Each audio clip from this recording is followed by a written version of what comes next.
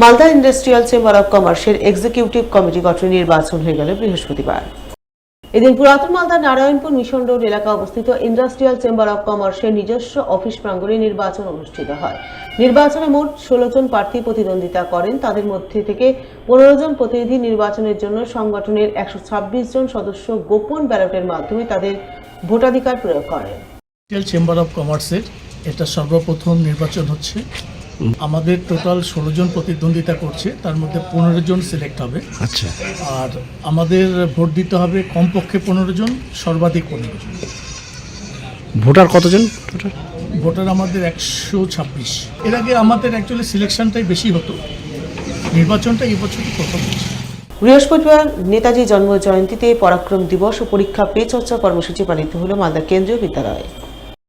এ উপলক্ষে এক কুইজ কম্পিটিশনের আয়োজন করা হয়। এতে কেন্দ্রীয় বিদ্যালয় সহ অন্যান্য বিদ্যালয়ের শতাধিক ছাত্রছাত্রী অংশগ্রহণ করে। এদিনের এই কর্মসূচিকে সামনে রেখে বিদ্যালয়ের পক্ষ থেকে প্রথমে ছাত্রছাত্রীদের সামনে পরাক্রম দিবস পালনের তাৎপর্য তুলে ধরা হয়। এরপর পরীক্ষা পে চর্চার মাধ্যমে বিদ্যালয়ের শিক্ষক শিক্ষিকারা ছাত্রছাত্রীদের মন থেকে পরীক্ষা ভীতি দূর করা, পরীক্ষার প্রস্তুতি ইত্যাদি নানান বিষয় নিয়ে আলোচনা করেন।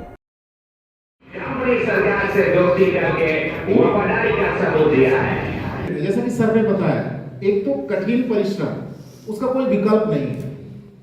और आप ये कहें कि परिश्रम कैसे की जाती है, तो ये भी बेवकूफी भरा प्रश्न है।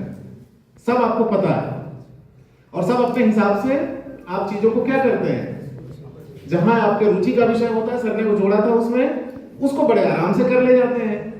और जहां आपको लगता है कि नहीं, इसको करने में थोड़ा सा हमें क्या करना पड़ेगा, परिश्रम करना पड़ेगा, तो वही है कठिन वर्ग। जहां आपकी रुचि नहीं आ रही है, नींद क्यों आ रही है, क्योंकि आपकी रुचि नहीं है वहां पे। मैं तो एग्जाम में कभी स्ट्रेस लेता नहीं था और कभी जॉब में भी स्ट्रेस नहीं लेता हूं। वो स्ट्रेस जो है वो वर्ड ही नहीं है मेरे पास।